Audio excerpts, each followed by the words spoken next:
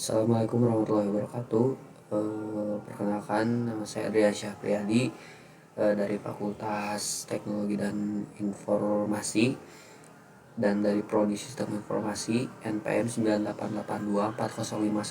9882405122121024. Di sini saya akan memenuhi tugas UTS, yaitu mempresentasikan materi karakter building.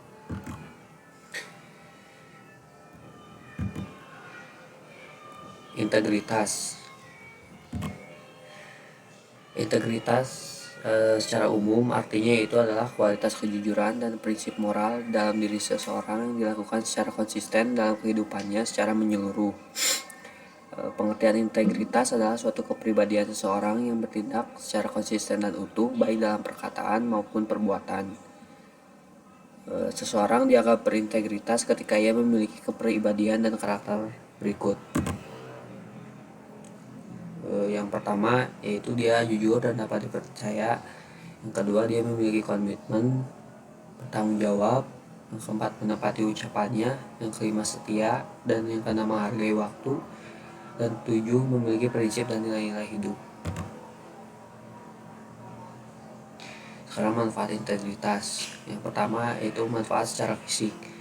Manfaat secara fisik, individu yang memiliki integritas cenderung merasakan manfaat pada fisiknya. Misalnya, merasa lebih sehat dan bugar dalam melakukan kegiatannya. Manfaat secara intelektual, individual yang berintegritas umumnya lebih mampu mengoptimalkan kemampuannya ketimbang individu yang munafik. Yang ketiga, yaitu manfaat secara emosional. Umumnya, seseorang yang memiliki integritas juga memiliki motivasi, sadar diri, solidaritas tinggi, empati, simpati, dan emosi yang stabil. Yang keempat, manfaat secara spiritual. Integritas menjadikan seseorang lebih bijaksana dalam memaknai segala pengalaman hidupnya. Dan yang kelima, manfaat secara sosial. Integritas dalam diri seseorang membuatnya lebih mudah dalam menjalin hubungan baik dengan orang lain dan dalam melakukan kerjasama di masyarakat. Sekarang pentingnya berintegritas. Mengapa integritas begitu penting dalam kehidupan setiap orang? Yang pertama yaitu karena integritas adalah salah satu kunci kesuksesan setiap orang, karena individu yang berintegritas merupakan pribadi yang konsisten dalam menjalankan nilai-nilai dan norma yang berlaku. Yang kedua, integritas seseorang akan menentukan dirinya bisa dipimpin dan bisa menjadi pemimpin, karena hanya individu berintegritas yang memiliki kepribadian berkualitas dan mampu berbelajar dari orang lain. Yang ketiga yaitu integritas seseorang akan menentukan seberapa besar dirinya layak dipercaya oleh orang lain karena tindakannya yang konsisten. Yang keempat yaitu integritas akan menghasilkan reputasi dan prestasi bagi seseorang yang berpikir, berkata, dan bertindak secara konsisten.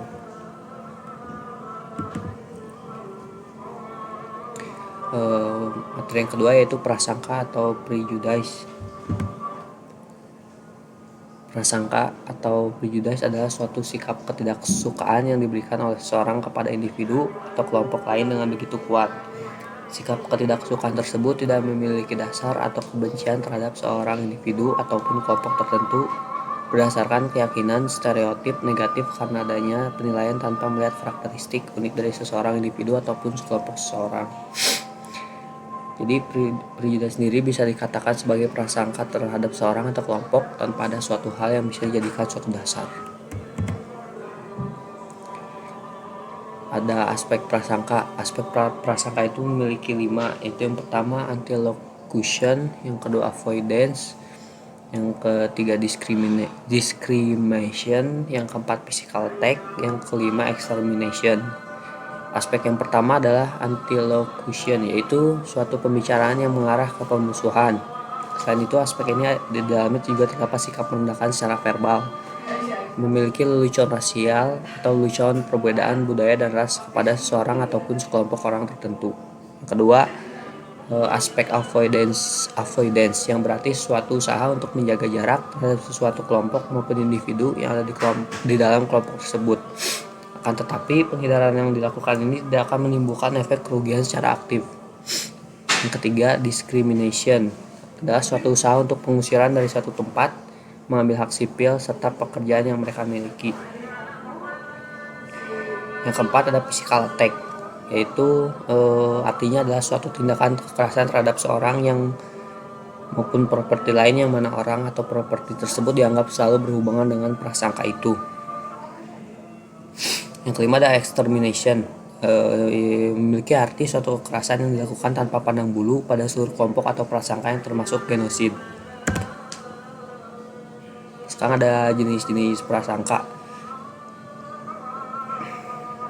Jenis-jenis prasangka itu ada 4. Itu yang pertama seksis, rasis, ageis, dan prasangka terhadap penderita cacat fisik. Jenis yang pertama, di mana suatu prasangka dan juga tindakan diskriminasi akan dilakukan kepada individu ataupun kelompok lain yang didasarkan oleh perbedaan jenis kelamin mereka. Kebanyakan korban dari jenis ini wanita. Selain itu, seksisme bisa terjadi pada wanita juga karena adanya perbedaan posisi atau jabatan antara pria dan wanita dalam dunia bisnis, pemerintahan atau pekerjaan. Seksisme yang terjadi wanita berasal dari stereotip masyarakat terhadap peran wanita. Yang kedua ada rasis, adalah perasaan dan juga diskriminasi yang dilakukan terhadap orang atau kelompok lain berdasarkan ras dan juga etnis mereka. Yang ketiga, suatu prasangka dan diskriminasi yang dilakukan terhadap orang lain dengan dasar usia. Pada kebudayaan tertentu yang menganut sistem extended family, orang dengan usia lebih tua kerap dianggap sebagai orang yang bijaksana karena pengalaman yang dimilikinya lebih banyak. Terakhir, prasangka terhadap penderita cacat fisik. Jadi pada zaman dulu mereka yang memiliki kondisi cacat fisik dianggap sebagai orang rendah. Akan tetapi saat ini orang sudah bisa mulai menghargai penderita cacat fisik. Hal ini bisa ditunjukkan adanya ketersediaan tempat jalan khusus bagi mereka yang mengalami kondisi cacat fisik.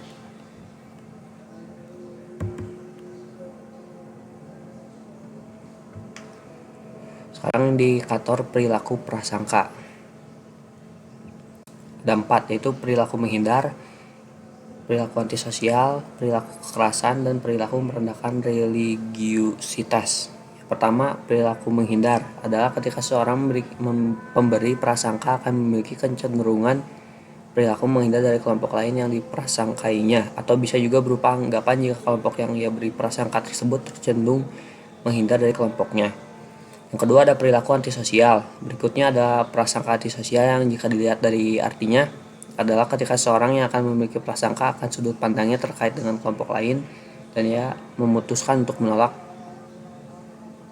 melakukan berbagai macam bentuk kontak sosial dengan kelompok yang ia berikan prasangka tersebut. Yang ketiga, perilaku kekerasan. Perilaku kekerasan adalah ketika memberi prasangka memiliki pemikiran jika tindakan kekerasan yang ia lakukan kepada individu atau kelompok lain yang diprasangkai adalah tindakan yang wajar. Atau bisa juga orang dengan prasangka menganggap jika kelompok yang ia berikan prasangka akan menilai jika kekerasan adalah suatu hal yang wajar dalam memperlakukan kelompoknya. Yang kelima, perilaku merendahkan religiusitas. Terakhir ada perilaku merendahkan religiusitas yang bisa diartikan ketika seorang pemilik prasangka akan memandang lebih rendah tingkat religius yang dimiliki oleh kelompok atau individu lain. Sekarang kita masuk ke materi self-esteem atau harga diri. Self-esteem artinya adalah sebuah pikiran, perasaan, dan pandangan seseorang terhadap dirinya sendiri.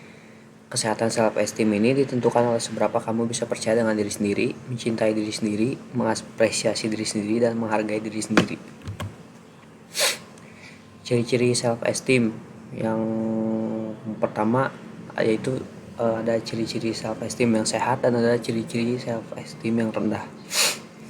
Kalau ciri-ciri self-esteem yang sehat yaitu yang pertama dapat menolak permintaan orang lain jika kamu merasa tidak ingin melakukannya. Yang kedua, tidak selalu memikirkan pengalaman negatif pada masa lalu. Yang ketiga, dapat mengekspresikan kebutuhan diri. Yang keempat, menerima kekurangan dan kelebihan dari diri sendiri. Yang kelima, memiliki percaya diri yang tinggi. Yang keenam, memiliki pandangan hidup yang positif. Yang tujuh, menghargai diri sendiri. Dan yang kedelapan, mencintai diri sendiri.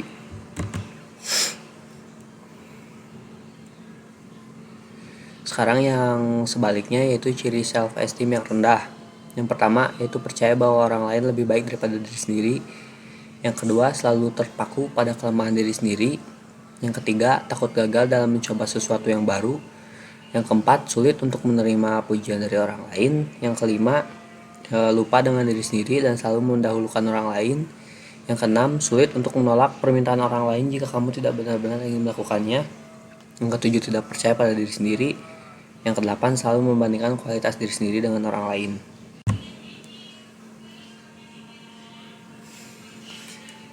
Sekarang ada aspek self-esteem, yaitu ada kekuatan, keberartian, kebajikan, dan kemampuan. Yang pertama, kekuatan artinya mampu menunjukkan bahwa kita dapat mengontrol perilaku diri sendiri. Yang keberartian artinya memiliki kepedulian, afeksi, ekspresi, dan perhatian atas penerimaan dan popularitas dari lingkungan hidup yang diterima seseorang dari orang lain.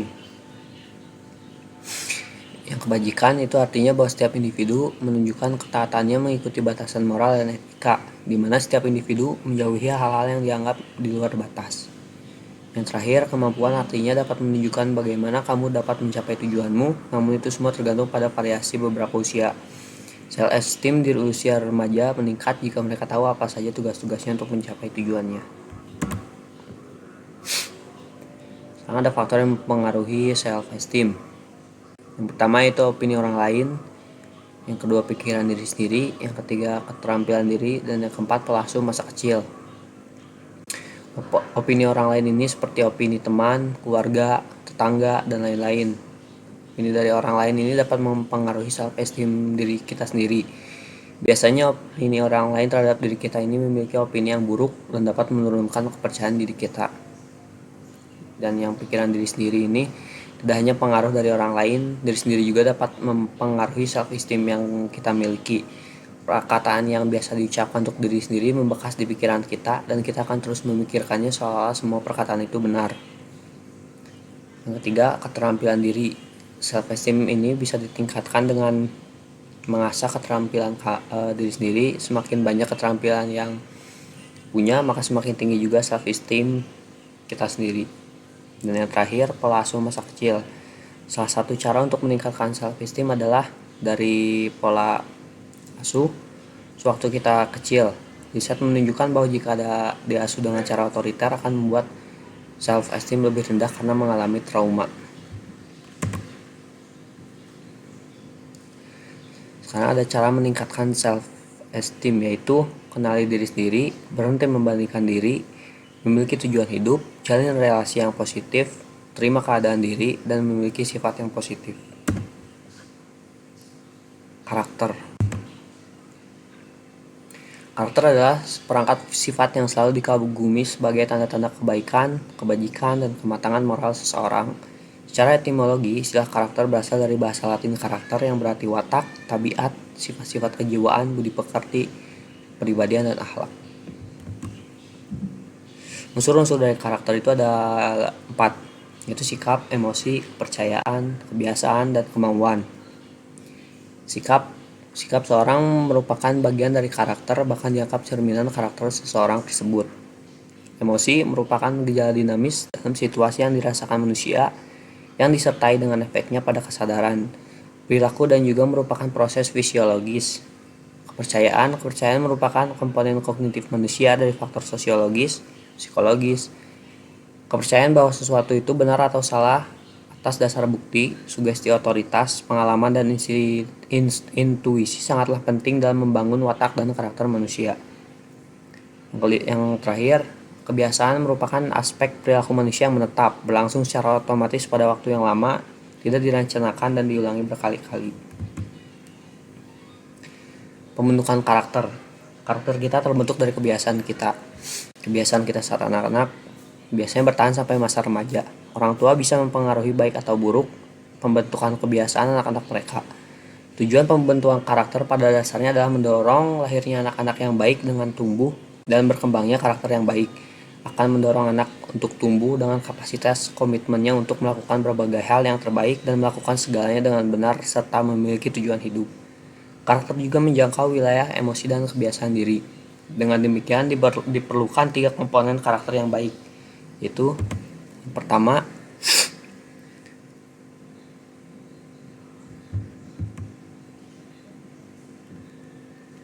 pengetahuan tentang moral atau moral knowing. Yang kedua, perasaan atau penguatan emosi, moral feeling, dan perbuatan moral atau moral action.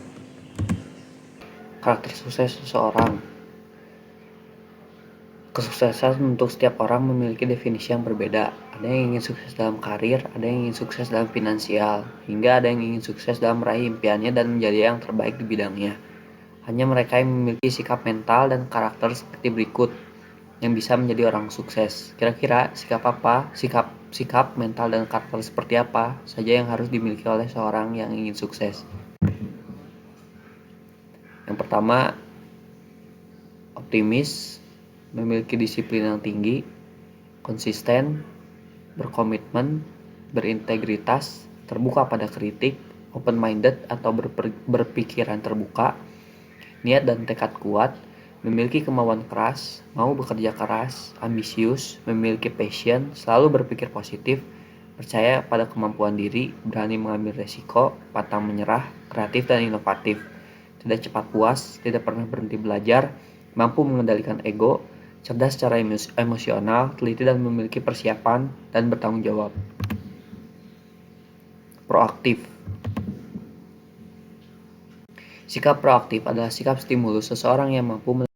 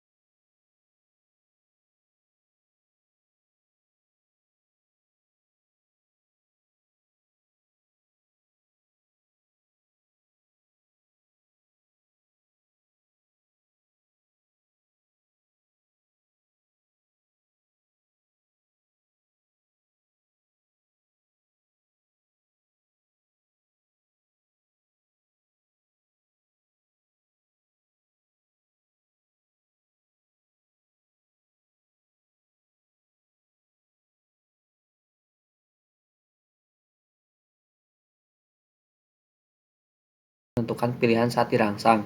Orang yang proaktif dapat memberikan jeda antara datangnya stimulus dan keputusan untuk merespon. Selama istirahat, orang yang proaktif dapat membuat pilihan dan membuat jawaban yang paling sesuai untuk mereka. Seseorang dapat bertahan dalam menghadapi bencana, dapat meningkatkan motivasi pada saat keadaan buruk, serta dapat memberikan respon yang positif sesuai dengan keadaan yang semuanya merupakan sikap proaktif dan menunjukkan pengelolaan emosi yang baik. Apakah Anda memiliki sikap proaktif? Orang dengan sikap proaktif biasanya memiliki visi untuk masa depan, memandang masa depan dengan optimis, selalu proaktif, dan memikirkan bagaimana meningkatkan kualitas hidup. Sikap proaktif sering mengarah pada tindakan positif. Mengubah diri sendiri adalah sumber utama kesuksesan kita masing-masing. Kita adalah orang-orang yang ingin maju. Kita bertanggung jawab atas kebahagiaan atau kegagalan kita sendiri. Sekarang ciri-ciri proaktif. Ciri-ciri proaktif cenderung sangat aktif, inisiatif yang tinggi, tenang dan tidak mudah menyinggung perasaan orang lain, berpikir 2 kali, bertanggung jawab atas semua tindakannya, dan keputusan dapat dibuat bahkan dalam situasi yang paling sulit. Faktor yang mempengaruhi proaktif. Secara umum, positivitas tidak dipengaruhi oleh lingkungan fisik dan lingkungan sosial. Proaktif tidak dipengaruhi oleh faktor eksternal, seperti perubahan cuaca dan perilaku orang lain terhadap individu. Individu yang tidak berinisiatif dipengaruhi oleh lingkungan fisik dan sosialnya, seperti mudah tersinggung atau tersinggung oleh sikap orang lain, atau menyalahkan cuaca buruk pada sikap yang ditampilkan. Individu yang menggunakan inisiatif didorong oleh nilai-nilai yang dipertimbangkan dengan cermat, dipilih, dan hadir dalam pengambilan keputusan. Faktor-faktor yang mempengaruhi inisiatif individu adalah keyakinan, motivasi, kebiasaan, dan sikap. Contoh sikap proaktif sama seperti ciri-ciri. Yang pertama, semua perilaku adalah produk dari pilihan sadar berdasarkan nilai-nilainya. Berpikir 2 kali dan mampu membuat keputusan yang tepat bahkan dalam kasus terburuk. Tidak mudah menyinggung perasaan. Fokus pada apa yang bisa mereka ubah, bukan apa yang tidak bisa mereka ubah. Terakhir, jangan salahkan situasi atau kondisi lingkungan. Sekian dari presentasi yang saya jelaskan. Mohon maaf bila ada salah kata. Wassalamualaikum warahmatullahi wabarakatuh.